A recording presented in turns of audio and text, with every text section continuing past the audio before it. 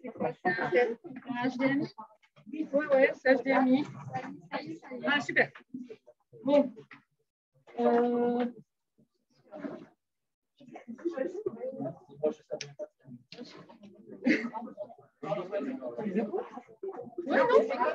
non, qu'est-ce que vous êtes? C'est moi, je m'assume. Bon, est-ce qu'on commence?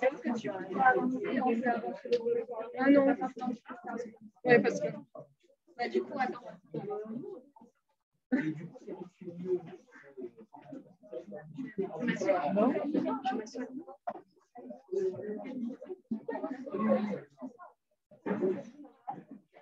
Alors, bonjour à toutes et à tous. Donc, on va commencer.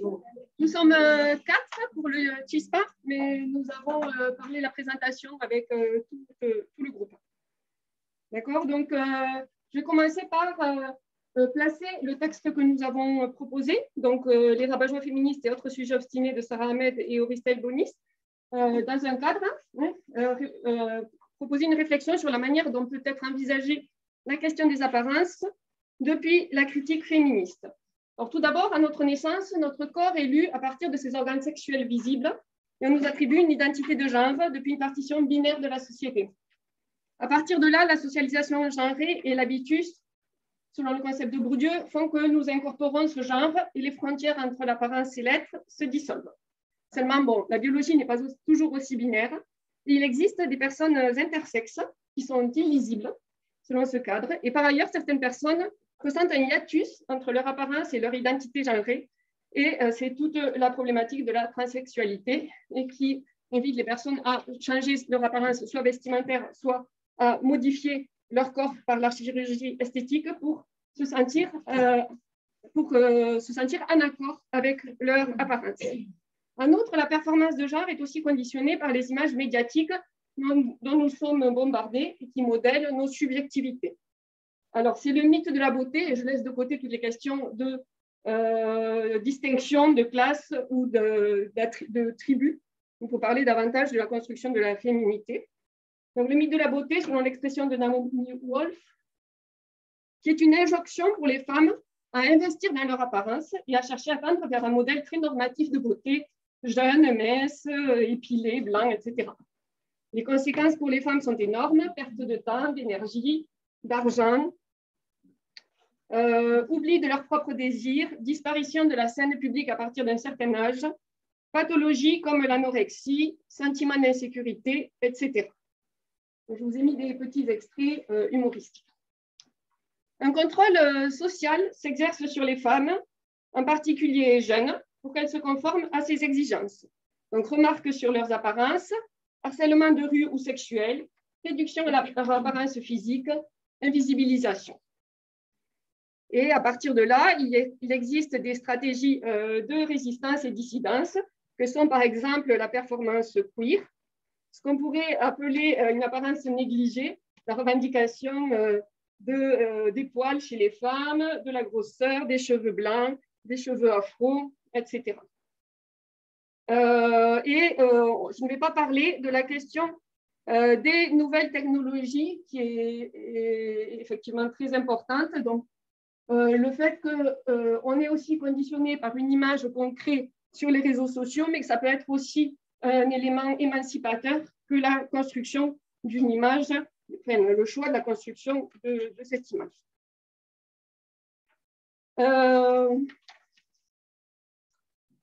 Par ailleurs, les sociétés lisent les comportements des femmes depuis toujours et les punissent parfois par la mort, l'enfermement, la stigmatisation. Elles punissent donc celles qui ne se conforment pas au rôle de subordonnées qu'en principe, on leur confère, ce qui entraîne de la part des femmes des comportements de dissimulation ou manipulation. Donc, on a toutes les problématiques autour des sorcières, les femmes de mauvaise vie, selon le code de l'honneur ou la réputation ou publique renommée, comme dit Bloch dans le texte qu'a proposé Aranza. Ce n'est pas une problématique dépassée et de nos jours, on a par exemple des couples de lesbiennes que les familles présentent comme des couples d'amis. On a toutes les... Erika me parlait de ces prostituées colombiennes qui partent au Japon ou aux Émirats et dont les familles font semblant de croire qu'elles ont un petit commerce, par exemple, etc. Et c'est dans ce dernier point qu'entre notre texte, le fait pour les femmes de devoir se conformer à une certaine bienséance et contrôler leurs émotions. Donc, la femme qui ne contrôlera pas ses émotions dans l'histoire va être traitée de folle, hystérique, et donc de nos jours de féministe rabat-joie. Le texte nous dit qu'en fait, par notre comportement, nous devons renvoyer à la société une image, je cite là Sarah Ahmed, pour que la surface de la table, c'est donc la femme en famille, soit assez polie pour renvoyer une belle image de la famille. Et si ce n'est pas le cas, elle renvoie une image déformée du monde et devient le problème qu'elle dénonce. En fait. Donc, j'ai pris un exemple qui n'est pas... voilà, je suis désolée pour l'image, mais la citation me paraît vraiment intéressante. C'est un entretien que m'a fait José Antonio Vila pour Quimera et qui commence par... Alors, je n'y vois pas bien. Est-ce que quelqu'un peut dire? A despecho... Voilà. A despecho de una cierta mala imagen, a veces bien ganada, otras injusta, que las ha hecho aparecer como personas antipáticas y propensas a los berridos. Lo cierto es que no pocas feministas resultan ser mujeres simpáticas, razonables y razonadoras. Voilà. Donc les féministes, on le sait, sont antipathiques. Donc par son côté rabat-joie, la féministe révèle l'envers du décor. Donc, on a de la part de la critique féministe et des artistes une critique qu'on pourrait appeler post-baroque du monde comme théâtre, illusion, rêve, mise en scène, comme a dit Julia. Donc, on doit révéler l'envers du décor capitaliste, l'envers de la démocratie et des lois égalitaires, l'envers de l'idée de bonheur par la maternité, la famille, ou même au sein du féminisme. Donc, je vous ai mis quelques exemples comme effectivement l'envers, c'est l'inégale répartition des tâches ménagères, la charge mentale, etc. En général, depuis une expérience individuelle,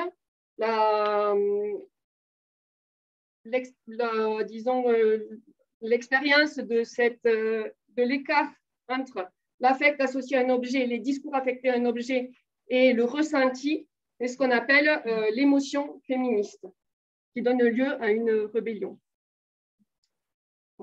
Et en fait, finalement, je me suis demandé si on pouvait parler, Julia a parlé de l'apparence comme un discours, mais peut-on parler du discours à partir de la notion d'apparence? Donc souvent, les dessinateurs de presse, par exemple, traitent de manière métaphorique la question de l'apparence des discours. Enfin, les discours donnent à voir et cachent la réalité, recouvrent d'un voile la vérité, etc. Depuis le point de vue de la militante féministe, ce que propose le texte, ce que questionne le texte, c'est la nécessité justement de parler directement ou au contraire de lisser cette apparence pour être davantage audible. Donc, je cite là le texte, vous atténuez la menace que déjà vous incarnez en arrondissant les angles de votre langage, de votre apparence, en vous distanciant le plus possible de la figure de la personne en colère. Et voilà, donc là, l'exemple d'une petite fille qui ne lisse pas les apparences. Esta niña es una muñeca, seguro que será modelo y la casamos con un millonario. Mami, vámonos, que aquí huele como a rancio. Et en fait, je me suis posé la question de l'utilité du concept d'apparence pour parler du discours scientifique. Effectivement, peut-on dire qu'un discours scientifique prend l'apparence de neutralité, de scientificité, de sérieux pour faire passer des contre-vérités. Par ailleurs, quand on parle de déconstruire, est-ce qu'on peut dire que les constructions mentales, ce dont va nous parler Mélanie, sont des apparences? Je n'ai pas vraiment de réponse, mais c'est une question que je me suis posée. Et ensuite, je voulais finir avec une citation de Remedios Zafra qui compare l'attitude de deux jeunes chercheurs. L'un qui, d'après elle, est un homme photocopié qui donne toutes les garanties de sérieux, qui va être bien évalué par l'institution, et un autre qui va être accusé d'être chaotique, mais qui va rechercher une certaine vérité derrière les apparences. Mientras uno se había disfrazado de otros sin que nada de lo leído lo sacara un mínimo mohín de personalidad en su pose de plástico, memorizando para probablemente al poco tiempo olvidar, otro se había enfangado en las ideas, arriesgado en sus opiniones, había reflexionado en cuerpo propio sobre las preguntas de otros. Lo trabajado le había permitido pensar y crear un discurso personal y valiente, cargado de interrogantes y propuestas. Voilà, ce sont juste un petit cadre et des questions qu'on peut se poser sur les apparences. Et maintenant, je laisse la parole à Amélie, qui va nous présenter le texte.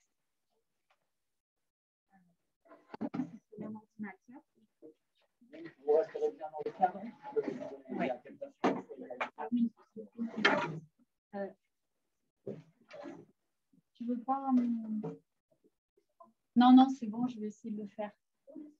Attends, c'est juste qu'il faut que je me rapproche. Non, mais ça va. Tu fais ça ?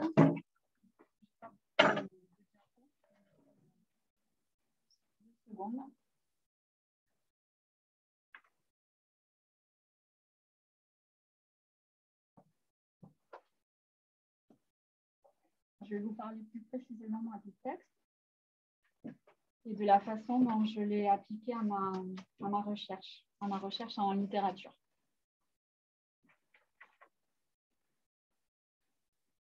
Enfin, plutôt à ma spécialité, à ma recherche. Alors, hop, ça doit être ça. Ouais, voilà.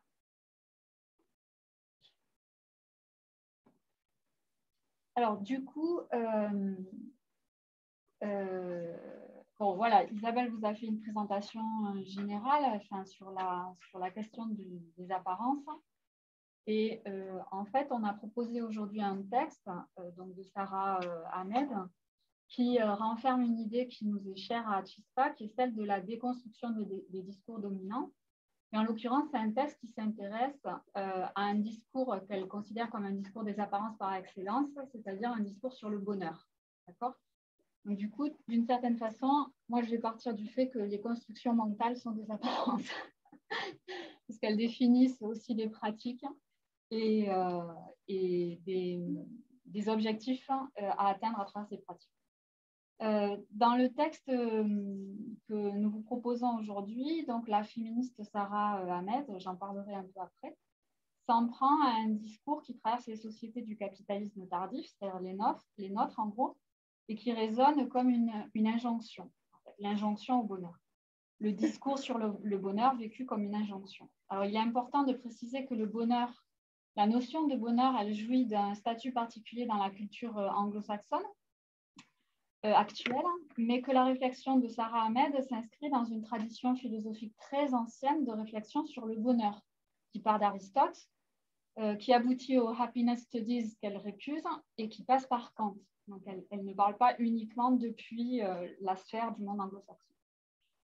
C'est donc à la déconstruction de ce discours dominant qui fait du bonheur un moyen et une fin vers laquelle doivent tendre, soi-disant, tous les individus, à laquelle elle s'attache. Et à travers la déconstruction de ce discours, elle déconstruit également une étiquette, alors peut-être pas au sens de tout à l'heure, l'étiquette de rabat-joie, comme le mentionnait Isabelle, donc killjoy en anglais, aguafiestas en espagnol, qui colle à la peau des féministes, précisément parce qu'elle s'oppose à ce discours sur le bonheur et elle cherche à faire sourdre une réalité aussi âpre soit-elle sous le vernis des apparences.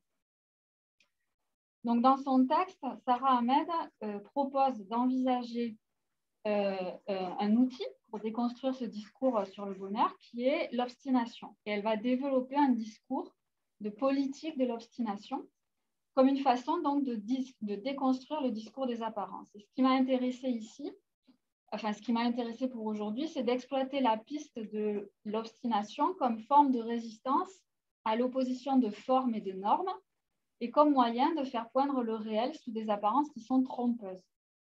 Donc, en fait, je vais après, à partir de la notion d'obstination, essayer de voir ce que je peux faire en littérature par rapport à cette notion-là. D'accord ? Enfin, très brièvement, quoi. Enfin, voilà, c'est une proposition. Alors, Sara Ahmed, je vais peut-être le prononcer à l'espagnol, donc j'ai tendance à dire Sara Ahmed.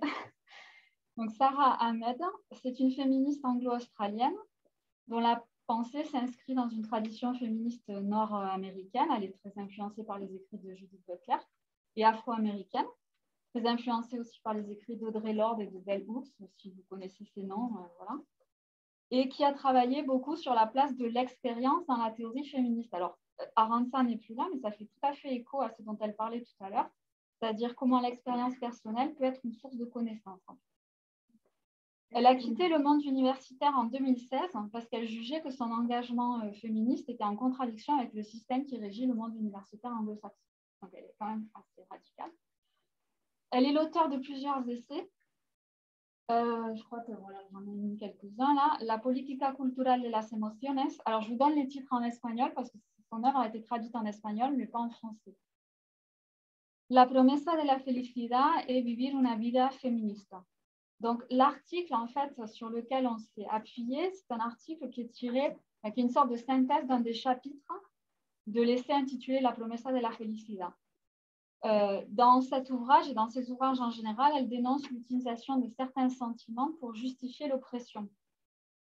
Enfin, comment certains sentiments sont utilisés par les pouvoirs pour justifier une forme d'oppression. Et dans la promesa de la felicidad, justement, elle dénonce l'utilisation de l'injonction au bonheur comme une forme d'oppression et comme un outil de promotion des inégalités ou de renforcement des inégalités. Elle montre que elle part de l'idée que le bonheur de la majorité n'est pas forcément ce qui permet de définir le bonheur, selon une conception utilitariste qui est héritée du XIXe siècle, et que le sentiment de bien-être auquel est associé en général le bonheur est intimement lié à des facteurs qui sont non subjectifs. Donc, si vous voulez, elle va dresser une archive du non-bonheur à partir de laquelle ensuite, elle va créer une histoire des opprimés du bonheur dominant, enfin, d'une conception dominante du bonheur. D'accord ? Il y a une idée qui est assez intéressante, qui est que, par exemple, si le bonheur, c'est se sentir bien dans un espace, ce n'est pas quelque chose de naturel. Il y a plein de corps qui ne peuvent pas se sentir bien dans certains espaces dominants. Voilà. Il y a des corps qui entrent en tension avec certains espaces jugés comme étant des espaces de bonheur. Alors, dans l'article, la réflexion d'Ahmed part, comme toujours, d'une anecdote personnelle. C'est là qu'on va tomber sur l'image de la table. Elle établit un parallélisme entre l'expérience du repas familial, où la jeune féministe qu'elle a été, qui interroge, va plomber l'ambiance à la maison. Et donc, un parallélisme entre ça et l'expérience qu'elle fait du collectif, entendu comme espace du corps social, en fait, des corps entre eux, donc formant un corps social, où l'irruption de la féministe qui interroge gâche la fête. Dans ce collectif, dans cet espace du corps social, quel qu'il soit, la féministe est toujours considérée comme celle qui gâche la fête, car elle n'est pas à la fête, précisément parce qu'elle ne trouve pas sa place dans ce qu'on lui propose comme un collectif, un espace des corps sociaux, du corps social, comme étant heureux. Elle gâche en fait le bonheur des autres parce que non seulement ce collectif, cet espace collectif ne lui convient pas, mais en plus elle suggère que ce collectif ne convient peut-être pas non plus à ceux et celles qui disent en faire partie. Donc c'est sûr, c'est gênant, c'est désagréable. Quand elle accepte de s'asseoir à la table, la féministe rabat-joie a toujours, pardonnez-moi l'expression, mais le cul entre deux chaises. Et en plus, elle invite les autres à s'interroger systématiquement sur leur position autour de la table. Ça, c'est quand elle s'assoit à table. Mais la plupart du temps, en fait, elle ne s'assoit pas à table, voire elle quitte la pièce, voire elle renverse la table avant de quitter la pièce. Donc, elle met le bazar. Voilà. Et tant qu'elle n'est pas arrivée à se faire entendre, en fait, elle s'obstine, elle s'entête, ou dans une vision peut-être moins genrée, donc moins péjorative de l'entêtement, elle persiste et signe. Elle s'affirme dans son identité de féministe rabat-joie. Donc là, il y a un retournement du stigmate de la rabat-joie en une obstinée, donc quelque chose de beaucoup plus positif ou facile à positiver. Le retournement du stigmate, c'est une démarche intellectuelle qui est très classique chez les féministes. D'accord ? Qu'on retrouve dans plein de démarches féministes. Donc, l'obstination apparaît alors comme un mode privilégié de résistance à l'injonction au bonheur et au-delà à tous les discours qui sont normatifs. D'accord ? Enfin, c'est une forme, c'est une arme politique. C'est un projet politique qui a pour objectif la conscientisation contre les inégalités. Et on comprend bien que derrière le mot de bonheur, c'est tout un modèle de société que rejette Sarah Ahmed, dans lequel les rôles des individus sont assignés en fonction de critères de classe, de genre, de race, qui sont particulièrement défavorables aux pauvres, aux femmes et aux non-blancs. D'accord ? Alors, il y aurait beaucoup à dire sur ce texte, d'accord ? Mais je vais le laisser de côté et je vais essayer de voir comment la politique de l'obstination ou la notion même d'obstination peut me servir en littérature, notamment si je considère qu'à partir de l'obstination, je peux mettre en place une poétique, et non plus une politique, une poétique de l'obstination, de la lutte contre les apparences, pour lutter contre les apparences et peut-être pour accéder à une forme de réel, je ne sais pas. C'est une piste en vue de la préparation c'est une piste de réflexion en vue du colloque, quoi. Voilà. Donc, si on réfléchit à l'idée d'une poétique de l'obstination pour lutter contre le discours des apparences, telle qu'elle pourrait se manifester dans le roman espagnol contemporain, qui est mon domaine de spécialité, voilà, je vois peut-être trois angles d'approche. Alors, l'idée de l'obstination, sans entrer directement dans une forme poétique ou plus largement esthétique, elle m'intéresse si on l'applique au sujet féminin en tant qu'il est écrivain. L'obstination du sujet féminin, elle peut trouver un écho dans l'attitude de bien des écrivaines, notamment au XIXe siècle, mais aussi au XXe siècle, des écrivaines qui s'entêtent à écrire, parfois en dissimulant leur identité sous l'apparence de celle d'un homme. Alors, j'ai mis un exemple là-bas qui est celui de María Martínez Sierra, qui écrivait, en fait, c'était son mari qui signait, donc Gregorio Martínez Sierra. Ça s'est vu évidemment aussi au 19e, je n'ai pas mis son image, mais vous avez Cecilia Boldefaber qui signait Fernán Caballero, par exemple. D'accord ? Après, ça peut être aussi une obstination de sujets féminins en tant qu'ils sont écrivains à vouloir s'imposer dans le champ littéraire qui est dominé par les hommes. Vous avez un magnifique exemple avec Emilia Pardo Bazán, là au milieu. Emilia Pardo Bazán qui s'obstine à vouloir entrer à la Real Academia de la Lengua Española pour bien montrer à ses collègues qu'elle aussi, elle sait écrire. Par 3 fois, elle va essayer de rentrer, par 3 fois, elle sera refusée. D'accord ? Plus largement, voilà, on peut imaginer que cette attitude de l'obstination, elle est propre à beaucoup d'écrivains espagnols du 19e et du 20e siècle. On peut le trouver chez les romantiques, par exemple, au début du 19e.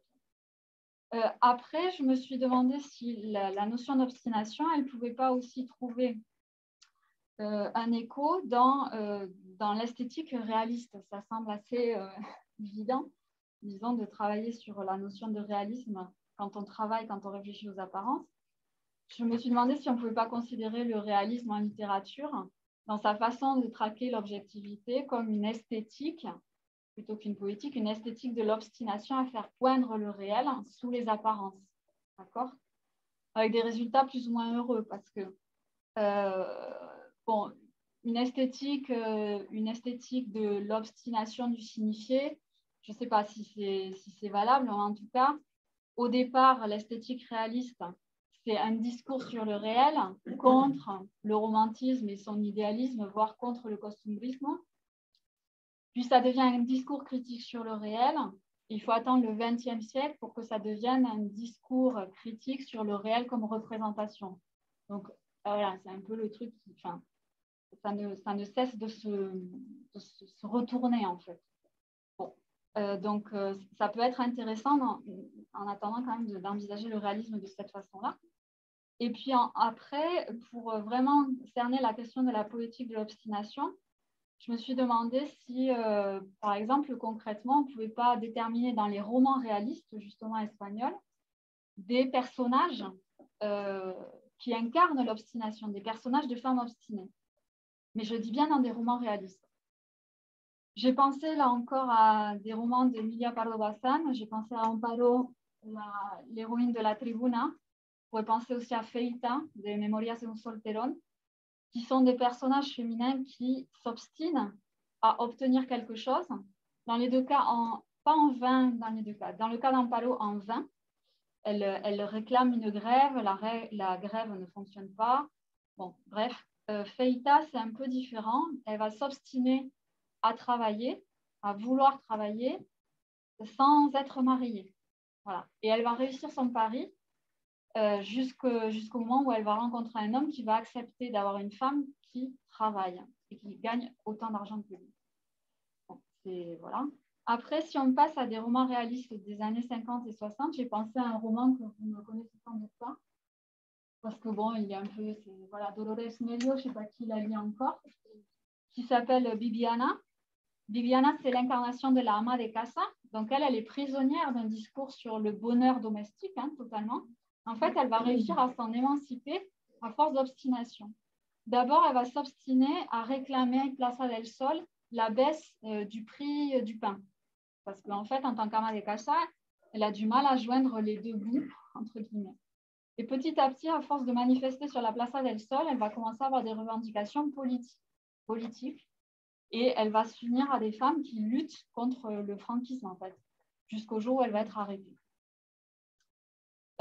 Après, dans des romans plus contemporains, j'ai pensé à des personnages de Belén Gopegui, par exemple, à Manuela dans El Padre de Blancanieves, qui va essayer d'aller au-delà des apparences, enfin, d'un récit, d'une version officielle qu'on lui donne sur le licenciement d'un travailleur immigré d'origine latino-américaine, et qui, elle, ne va pas, qui va s'obstiner dans une enquête, qui ne va pas échouer dans son obstination, mais elle va obtenir des résultats assez relatifs. C'est assez intéressant, justement, de voir comment ces personnages ont un rapport à l'obstination et aux résultats de leur obstination assez différents.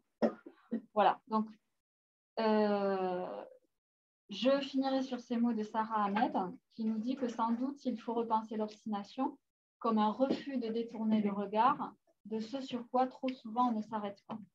Je crois que c'est une jolie phrase, elle a des applications politiques, mais pas seulement. On peut l'imaginer de plein de façons différentes. Donc voilà ce que je voulais dire sur ce texte. Et je laisse la parole à Mélanie. Tu veux te mettre à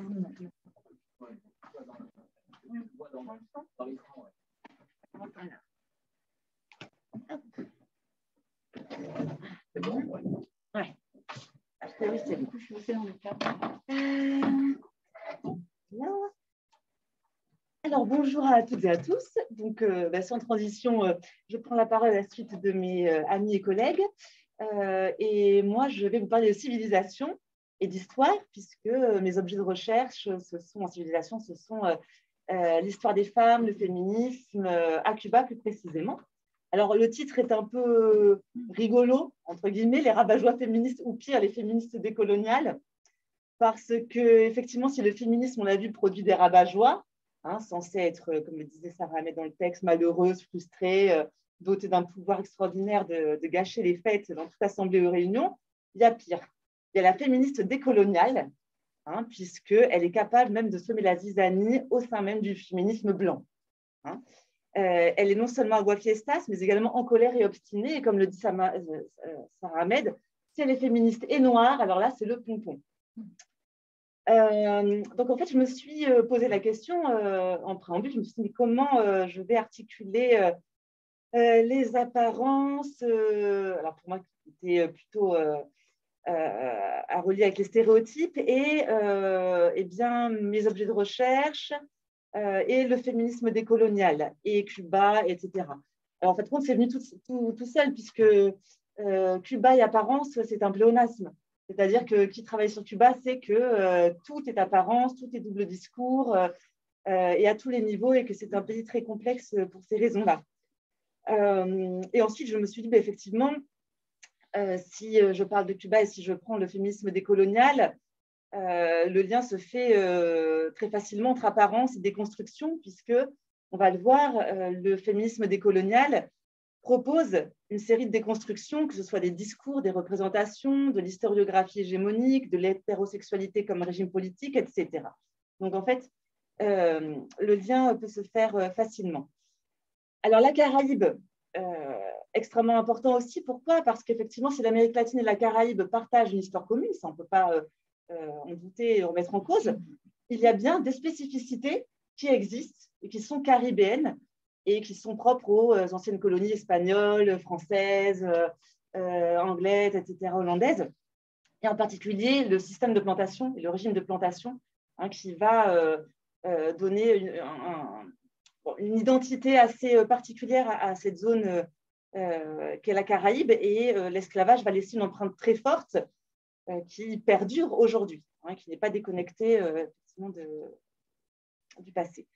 La Caraïbe aussi, c'est le point de départ de la colonialité. Alors, de la colonialité, vous savez qu'on envisage comme un régime de pouvoir, hein, qui est né avec l'époque moderne et avec le capitalisme, et qui part de la Caraïbe, puisque la Hispaniola, qui est aujourd'hui Saint-Domingue, Haïti, hein, c'est à la Hispaniola qu'on va avoir la première ville, que va être célébrée la première messe, et de tout ça, enfin de ce lieu-là, eh bien, la colonialité va s'étendre au reste de l'Amérique espagnole. Ensuite, la Caraïbe, comme le reste d'ailleurs la Caraïbe espagnole comme le reste de la Caraïbe, base sa structure sociale sur deux piliers, le patriarcat et l'impérialisme racial. À cela, il va falloir ajouter le sexisme importé par les colons blancs, associés au racisme, et qui vont avoir des conséquences dramatiques sur la vie des femmes noires, et dont les conséquences vont perdurer jusqu'à nos jours.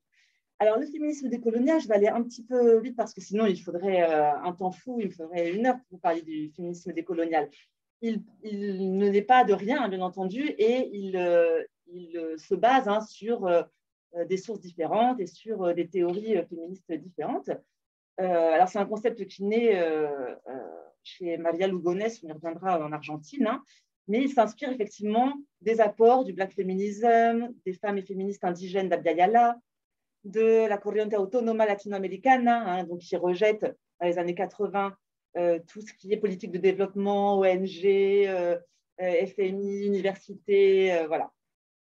Tout ce qui vient du Nord, en gros, et qui tend à imposer aussi de globaliser des choses eurocentrées, etc. Le féminisme matérialiste français, en particulier l'hétérosexualité comme régime politique, hein, Monique Wittig, qui va devenir le support théorique et politique du lesbianisme féministe, le féminisme postcolonial et le féminisme post-structuraliste. De ces apports vont naître l'option décoloniale et des concepts que vous connaissez certainement. Alors, la modernité eurocentrée, hein, qui va considérer dès le départ l'Amérique comme une périphérie, contre des lectures décoloniales, hein, qui vont se faire. Donc, on a les apports d'Aníbal Quijano, Eduardo Lander, Nelson Maldonado, Maria Lugones, hein, sur la colonialité du pouvoir, colonialité du savoir, colonialité de l'être, colonialité du genre, mais je ne peux pas y revenir plus longtemps. Un apport dont tu as parlé, Amélie, c'est celui de Bell Hooks, et qui est vraiment fondamental pour les féministes décoloniales, et que je trouve, moi, aussi très, très intéressant, puisqu'elle n'est pas la première, mais vraiment, elle va insister sur le fait qu'il faut revenir au commencement. Le commencement, c'est quoi? C'est l'esclavage. D'accord? Et donc, elle va dire qu'il faut examiner de façon conjointe des politiques racistes et sexistes depuis une perspective féministe. Et donc, commencer par le commencement, c'est-à-dire l'impact du sexisme sur les femmes noires pendant l'esclavage, la dévaluation de la féminité noire, qui perdure encore jusqu'à nos jours. C'est-à-dire que, et là, on est vraiment dans les apparences, puisque de l'esclavage vont naître trois images de la féminité noire, et qui sont assez péjoratives, le mythe de la matriarche, qui est réactivé sur la base de l'image de la femme esclave comme sous-être masculinisé, travaillant comme un homme. Et ce mythe du matriarcat noir a permis de perpétuer l'image de la femme noire comme créature masculine, autoritaire, capable d'endurer les épreuves, ce qu'aucune dame à l'époque blanche, entre guillemets, ne pouvait faire, et donc une force presque animale. En parallèle, un autre stéréotype, celui de la mama noire, on le retrouve beaucoup aux États-Unis, au début du XXe, la mama noire, docile, dévouée au bonheur des Blancs, maternelle, toujours joviale, idéale aux yeux des femmes blanches, des féministes blanches, parce qu'elle ne constitue aucun danger et qu'il n'y a aucune connotation sexuelle de sa part. Et ensuite, le troisième et le plus dangereux, je trouve, et qui perdure vraiment dans toutes nos sociétés, c'est la figure de la Jézabel, c'est-à-dire le stéréotype de la femme noire sexuellement disponible, l'appétit sexuel insatiable, libertine, dépravée, confortée sous la colonie par le statut de non-femme, de l'esclave, de sauvage. Et c'est vraiment quelque chose… On ne viole pas une esclave, elle ne peut pas être violée puisque ce n'est pas une femme. Et de toute façon, on va vraiment retourner la situation et on va accuser les femmes esclaves d'avoir provoqué les viols dont elles sont victimes, enfin les viols, les relations sexuelles, on va dire, dont elles sont victimes. Et de là, Lux pointe le fait que l'animosité entre femmes blanches et femmes noires vient aussi de là, de cette situation-là. Donc ça, effectivement, la dévaluation de la féminité noire, c'est un point très important. Le sexisme des hommes noirs, en particulier dans les mouvements aux États-Unis pour les droits civiques, ça, je ne sais pas donc si vous le détaillez, mais c'est un fait assez important, et le racisme dans le mouvement féministe. Donc effectivement, elle montre comment, et c'est vrai, comment les féministes blanches, elle le dit Sarah May d'ailleurs, lorsque rentre une femme noire, la tension est tout de suite palpable, elle vient gâcher la fête des féministes blanches. Ça, c'est un rapport aussi important. Donc, que propose le féminisme décolonial ? Réinterpréter l'histoire hégémonique.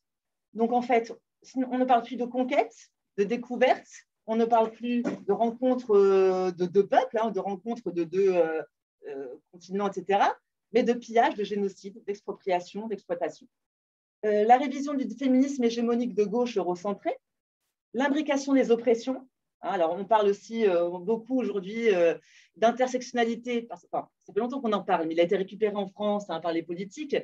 On préfère effectivement la notion d'imbrication des oppressions, donc de genre, de classe, de race, etc. La relation entre pensée et pratique politique, c'est-à-dire le rôle des communautés, que rien ne se fait finalement depuis l'académie, puisque traditionnellement, ce sont les femmes blanches privilégiées qui ont pris cette matière première que sont les femmes racisées, les femmes noires ou les femmes indigènes, pour en faire des objets d'étude. Et là, les féministes décoloniales disent non, tout part de la communauté, nous produisons notre savoir, nous devons étudier notre histoire, voilà. Autonomie, autogestion, sujets multiples des luttes politiques, donc pas seulement les femmes, mais aussi les hommes, que tout le monde peut effectivement entrer dans cette lutte, et tout ça hors des sphères institutionnelles, comme je l'ai dit, État, université, partis politiques. Alors, qu'en est-il pour Cuba ? Alors, à Cuba, c'est assez particulier, vous le savez, parce que de par le caractère révolutionnaire de Cuba, alors d'une part, les études de genre sont arrivées tardivement à Cuba. La révolution fait qu'en fait, le féminisme est encadré depuis 1959. C'était un féminisme révolutionnaire, comme tout féminisme, vous me direz, mais encadré dans le cadre de la Fédération des femmes cubaines. D'accord ? Donc, c'était vraiment très encadré. D'autre part, une arrivée tardive. Pourquoi ? Parce que Cuba est isolé pendant très longtemps. Ça, vous le savez. Le manque de bibliographie féministe, des bibliothèques dégradées et un accès Internet impossible. Un tournant arrive dans les années 90 avec la création du Programa de Estudios de la Mujer de la Casa de las Américas, la Cathédrale de Mujer à l'Université de La Havane et le colloque, la grande rencontre organisée par Magin, el primer encuentro iberoamericano de mujeres comunicadoras entre 93 et 96, où elles se rendent compte de leur retard théorique par rapport à leurs collègues latino-américaines. Le changement va arriver progressivement et par le témoignage, justement. Donc, Arantxa n'est plus là, mais par le témoignage Et donc là, je vous ai mis quelques références.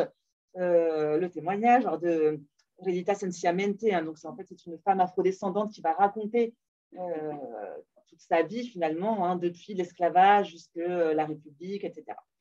Et tout le racisme dont elle a pu être victime. Ensuite, la création de blogs, des historiennes, des sociologues, des spécialistes de littérature qui vont s'emparer de ces questions-là et de ces questions des inégalités de race, de genre, de classe.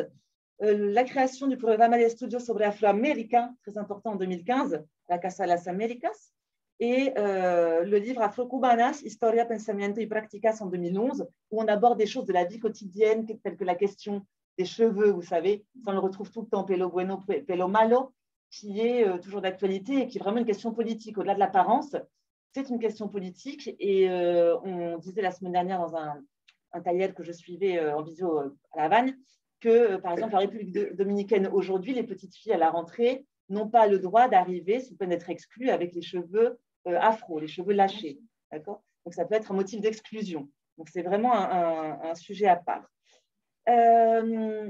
Donc, là, une citation tirée de cet ouvrage-là. Hein. Es cierto que el conocimiento de las nuevas herramientas teóricas que nos ofrecen los estudios subalternos, los postcoloniales y los del giro decolonial, nos abrieron el diapasón de posibilidades, pero ¿hasta qué punto? Estas herramientas casi siempre han sido abordadas desde posiciones androcéntricas que muchas veces dejan fuera de ese marco teórico las problemáticas de la mujer negra en particular. Cuando se habla de racismo, se está hablando del hombre negro. Cuando se habla de feminismo, se está hablando de la mujer blanca y las negras gays. Donc, à partir de cette prise de conscience, va naître une prise de conscience chez les historiens, mais pas seulement, dans la société civile aussi, et des recherches qui vont revenir au commencement, c'est-à-dire à l'esclavage, et qui vont déconstruire les représentations qu'on a pu avoir des femmes esclaves ou des femmes de couleur durant la colonie, et montrer toutes les formes de résistance aussi, et montrer bien, que les femmes esclaves n'étaient pas que des femmes soumises, etc., que beaucoup d'entre elles ont réussi à acquérir la liberté, que beaucoup d'entre elles ont réussi à avoir une position, alors beaucoup d'entre elles, des femmes libres de couleur, à obtenir une position dans la société, à La Havane en particulier, être propriétaire d'immeubles, de biens, etc., aussi d'esclaves. Voilà, des choses qui étaient complètement cachées dans l'historiographie jusqu'alors. Alors aujourd'hui, effectivement, la situation à Cuba a beaucoup changé puisque Cuba s'est ouverte, entre guillemets, et que les réseaux sociaux ont ouvert des champs complètement différents. C'est-à-dire qu'aujourd'hui, vous avez la possibilité d'avoir accès à de nombreuses choses et effectivement, dans la société civile, les voix des afrodescendants se font réellement entendre, c'est-à-dire que ce soit dans la musique, à travers les rappeuses, les activistes, etc., à travers des blogs sur Internet, à travers la revue digitale Afro-Cubanas, qui existe depuis 1 an, et je vous invite à aller voir à quoi ça ressemble. C'est vraiment une revue d'une qualité vraiment importante. Hein. Elle est sur Instagram, sur Facebook. Et par exemple, la semaine dernière, il y avait un des titres, ça m'a fait rire, c'était quelles sont les limites de la sororité, de l'universalisme. Donc, c'est des questions qui se posent encore, bien entendu. Et la semaine dernière, il y avait le primer taller de diversidad afroamericana, estrategias educativas, culturales y comunicacionales para la lucha anticoloniale. Et donc, c'était un événement extrêmement important qui a eu lieu la semaine dernière en visio depuis la Casa de las Américas. Et donc, je pense que j'étais la seule européenne un peu à suivre, mais sinon, c'était des intervenants du Honduras, du Mexique, voilà, du Costa Rica, nombreux pays latino-américains. Et la conférence inaugurale a été prononcée par Ochi Curiel. Alors, peut-être que ça vous dit quelque chose, puisque c'est une figure clé aujourd'hui, depuis les années 80-90, du féminisme décolonial. Et donc, sa communication s'appelait Aportes del feminismo decolonial antirracista en la lucha anticolonial. Donc, non seulement elle a expliqué quelques points clés du féminisme décolonial, non seulement dans la libération des afrodescendants, mais également dans la libération des todos los condenados, hein, comme disait Frantz Fanon. D'accord ? Donc, c'est vraiment un féminisme inclusif, pour le coup. Alors, ça c'est à voir aussi, parce qu'il y a des côtés avec lesquels je ne suis pas forcément en accord, mais pour le coup, voilà, c'est la lutte pour une libération, une émancipation des peuples, d'accord? Et on voit que ça prend de plus en plus d'importance à Cuba, surtout dans le contexte actuel de crise économique sans précédent que connaît l'île, une crise qui ressemble à celle des années 90, avec des pénuries incroyables et qui sont dues en partie au renforcement de l'embargo, puisque Trump a durci l'embargo en ajoutant 246 mesures qui font qu'aujourd'hui les médicaments n'arrivent pas, etc., la nourriture. Et donc, on a aussi un contexte de Covid difficile et effectivement, les apparences, là, sont extrêmement importantes, surtout dans ce qu'on nous montre de Cuba en ce moment et dans ce que nous montre la presse, dans ce qu'on nous rapporte de ce qui se passe à Cuba, notamment les manifestations, etc. Il faut faire attention parce que, effectivement, voilà, enfin, je ne vais pas trop développer, mais il y a beaucoup d'images qui ont été aussi trafiquées, etc. Donc voilà, en fait, ce féminisme décolonial, il est un peu un caillou dans le pied, dans la chaussure, pardon, un caillou dans la chaussure du féminisme en général, parce que, en fait, je vous parle là du féminisme décolonial, mais d'après elle, je n'aurais pas vraiment vocation à le faire. C'est-à-dire que depuis ma position de femme blanche privilégiée, etc., qui parle de l'académie, je ne suis pas bien placée pour le faire. D'accord? Donc, effectivement, c'est un peu le point d'accroche entre ces courants féministes, alors que mon propos, en tout cas, est de rendre visible certaines choses et non pas de me substituer aux expériences que peuvent connaître ces personnes-là. Donc voilà, en tout cas, le texte a fait vraiment écho en moi et ça a ouvert beaucoup de perspectives et de pistes qu'on pourrait suivre pour le colloque sur les apparences qui aura lieu voilà, l'année prochaine. J'espère que je n'ai pas trop parlé, je m'arrête. Voilà, je laisse la parole. Allez. Merci. Bonjour. Je vais faire vite. Vous devez avoir faim.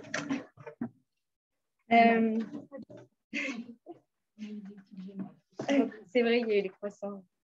Alors, moi, je vais vous parler. Donc j'ai essayé d'établir un pont avec mon objet de recherche, donc, qui est le flamenco, l'analyse de spectacle visuel. Donc, j'ai assez rapidement trouvé un lien entre les apparences et mon objet de recherche, donc, qui est le spectacle visuel. Donc, l'esthétique, le corps des artistes et aussi, comme le disait Mélanie, les apparences en lien avec les stéréotypes, puisque les spectacles que j'étudie dénoncent et bousculent les stéréotypes associés au genre. Alors, la première phrase de l'article qui est donc « Il n'est pas toujours facile de se rappeler comment on est devenu féministe ». Je l'ai directement relié à la question de la conscience féministe, c'est-à-dire comment on est devenu féministe. Y a-t-il eu un déclencheur? Est-ce que c'est notre condition de femme qui nous pousse à devenir féministe? Et surtout, est-ce qu'on assume de l'être? Et les artistes de flamenco que j'étudie ne se considèrent pas toutes comme féministes, puisque c'est un terme qui semble faire peur. Je pense notamment à une artiste que j'ai interviewée à Séville qui s'appelle Ana Morales, à propos de son dernier spectacle intitulé Sin Permiso. Et dans ce spectacle, elle y questionne explicitement son rapport aux hommes difficiles et sa tentative en fait, de s'insérer dans ce monde du flamenco qu'elle considère elle-même comme étant machiste. Donc, on peut parler là d'obstination aussi. Et pourtant, quand je lui demande si elle se considère féministe, elle me dit non. Et elle me confie qu'elle ne veut pas être cataloguée de féministe parce que je pense que ce terme peut faire peur. En fait, comme le dit l'auteur, Sarah Ahmed, les féministes sont souvent mal vues, on l'a vu. Elles dérangent parce qu'elles soulèvent des questions qui sont encore tabous. Et parfois, elles peuvent se mettre en colère, elles peuvent rabattre la joie de ceux qui vivaient en fait en paix avec ces problématiques. Donc, on voit là quand même une question du paraître, de la peur d'être considérée comme une rabat-joie. Donc, ça m'a semblé important aussi. Or, comme le dit Sarah Ahmed, en tant qu'espace militant, je reprends ces termes, le féminisme se doit aussi de dénoncer et doit être entendu comme une manière d'être au monde. Ça, c'est ce qu'elle dit aussi dans l'article. Et ça peut permettre de donner en fait du sens à notre propre existence, à notre vécu. Donc, je vais vous donner un autre exemple, qui est un spectacle de la Choni, qui s'appelle Cuero Cuerpo. Donc, pareil, je l'ai interviewée cet été, enfin en septembre. Et en fait, dans ce spectacle, elle dénonce les stéréotypes de genre, notamment grâce au travestissement, comme on peut le voir. Donc là, directement, on voit l'apparence, en fait, vue à travers le corps, le travestissement. Donc les hommes avec des talons, enfin voilà. Donc, elle me confie que d'avoir fait ce spectacle a été cathartique, voire libérateur pour elle. Donc, son discours, qui est consciemment et explicitement féministe, qu'elle expose en fait sur la scène, qu'elle donne à voir, lui a servi à elle dans sa propre vie et dans son rapport au monde. C'est quelque chose qu'elle a beaucoup insisté en interview. Donc, la danse paraît être un autre moyen de divulguer un discours féministe. Et est-ce qu'il passerait peut-être mieux qu'un discours plus qu'on entend par exemple dans les manifestations? Je me suis posé cette question. Est-ce qu'on peut voir dans la danse une stratégie, un lissage du discours pour faire passer un discours qui peut être l'objet de la désapprobation générale? Ça, c'est une question aussi que je me suis posée. Donc, dans mon cas d'étude, le féminisme ne semble pas déranger ni rabattre la joie, puisque même si il peut aller à l'encontre de l'injonction au bonheur, c'est d'ailleurs l'objet premier, mais il divertit le public. Donc, on peut se demander si dans ce cas-là, ça dérange à ce point-là. Par contre, un autre exemple, donc le spectacle Dystopia de Patricia Herrero, est un exemple de la dénonciation explicite des violences faites aux femmes. Là, vous avez une image extrait de ce spectacle dans lequel on y voit une danse interprétée donc, par un homme et une femme, qui est une danse en couple, un tango. Et on y voit donc une femme, Patricia Herrero, qui joue le rôle de cette femme complètement soumise à l'homme et violentée par lui à travers la gestuelle, le mouvement. Et donc, on voit dans cette danse qu'elle se plie à sa façon de danser, à son contrôle même excessif, et c'est même surjoué. Alors, outre cette méthode de dénonciation, il existe d'autres stratégies, d'autres outils pour susciter une prise de conscience féministe dans les spectacles que j'analyse, puisqu'en effet, les artistes peuvent jouer de cette catégorisation de la rabat-joie, dont ils sont pleinement conscients, en utilisant l'humour. Alors, par exemple, je n'ai pas d'image de ce spectacle parce qu'il est tout récent, mais dans un spectacle intitulé El Movimiento, donc en référence au mouvement féministe, El Movimiento, 3 danseurs et danseuses, Belén Maya, Fernando López Rodríguez et María del Mar Suárez, revendiquent l'existence d'artistes espagnols féministes avant la guerre civile qui ont créé des chansons explicitement féministes. Donc, vous avez un exemple ici d'une chanson interprétée en 1935 de l'Argentina, qui est une chanson, je vais vous lire, Siguiendo así las cosas, lo mismo que ahora van, muy pronto las mujeres al hombre sufrirán. Veremos entonces el mundo al revés y cambiados los papeles, será el hombre la mujer. Donc, on voit que là, cette chanson, elle est explicitement féministe. Et donc, dans le spectacle El Movimiento, il s'agit donc de dénoncer l'oubli de ce type de chanson, voire la censure et la croyance que le féminisme est quelque chose de très récent et voire à la mode. Et pour ça, en fait, pour dénoncer ça, les 3 artistes vont surjouer et parodier cette censure.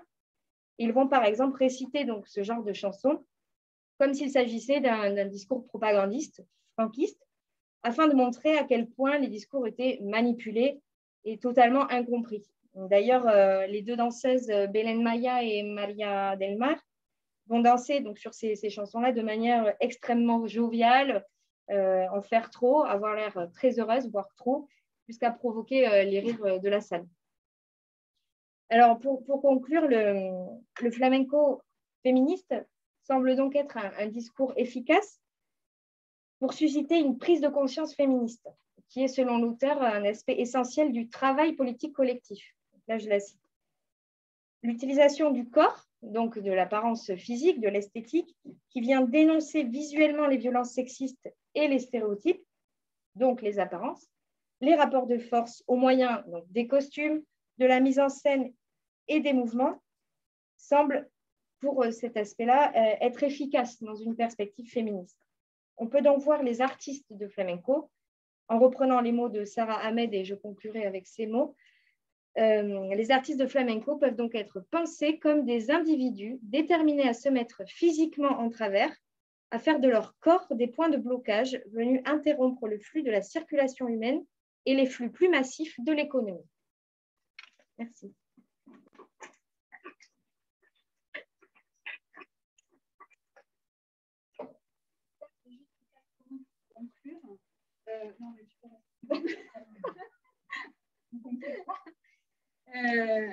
Le texte s'appelle Les rabat-joie féministes, mais comme je crois Isa l'a dit dans sa présentation, les féministes peuvent être sympathiques. Sarah Ahmed finit son essai Vivir una vida feminista par un kit de survie féministe rabat-joie et un manifeste de féministes rabat-joie qui contient beaucoup d'humour. Et par ailleurs, voilà, elle dit qu'il peut y avoir un certain bonheur à se retrouver entre féministes rabat-joie, justement pour déconstruire l'injonction au bonheur, et que le discours féministe n'est pas qu'un discours de déconstruction, c'est aussi un discours de construction, même s'il se bâtit sur des ruines. Voilà. Donc c'est aussi une note d'espoir qu'on voulait donner pour cette intervention. Voilà. Et on profite juste pour vous annoncer la prochaine activité qui se passe. C'est un concert donc, organisé par Déborah de Virginia Rodrigo, une compositrice, interprète et musicienne féministe, et une conférence musicalisée sur le regard d'une artiste espagnole pluridisciplinaire, féminisme, création et autogestion. On vous invite à venir écouter. Merci. Allez, à demain. Allez.